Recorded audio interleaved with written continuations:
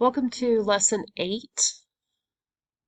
In this lesson, we are going to use a graphing utility to graph trig functions. We're going to graph trig functions that are more complex than the ones that we did by hand. So we're going to use Desmos.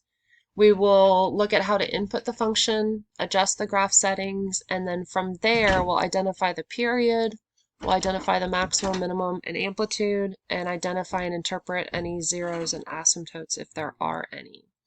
So before we start that, let's review what we talked about before when we graphed simpler functions by hand. So recall from before we looked at functions in the form c plus a and then sine, cosine, or tangent. I wrote sine here.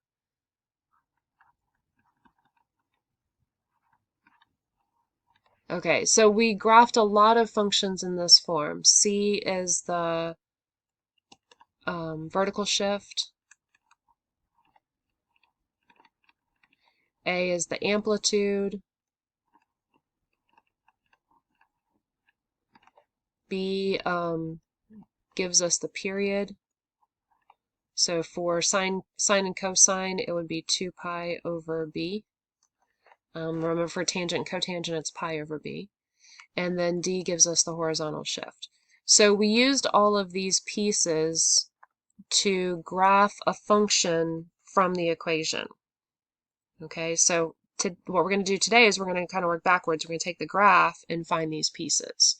So first, let's review what we did before. Okay, so let's just look at one that we did before. Let's say we have y is equal to 3 plus 2 sine 4x.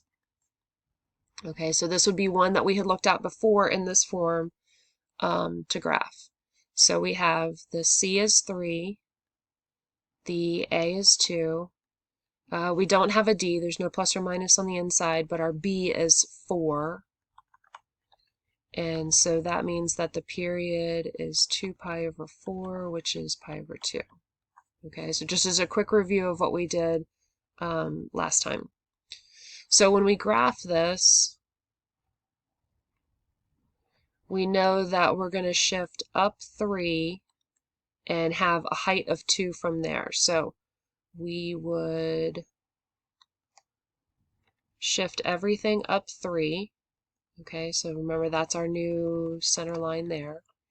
And then from there, the amplitude is going to go up 2 and down 2. So I want to make sure that we can see all of that on our graph that we draw. And then the period is pi over 2. So we're going to have one full picture from 0 to pi over 2. So let's say pi over 2 is here. We would at least want a halfway mark. Halfway there would be pi over 4. If you want to, you could break it up into pi over 8. That's up to you. And remember that sine is S-shaped. So we're going to start in the middle, we're going to cross through the middle, we're going to end in the middle. We're going to make an S along the way. Okay? So since there's no horizontal shift, we're going to start at 0. And we're going to start at 3, our midline. We're going to end at 3. And halfway between, we're going to hit that midline again at 3. And then our amplitude says we're going to go up and down 2 from there.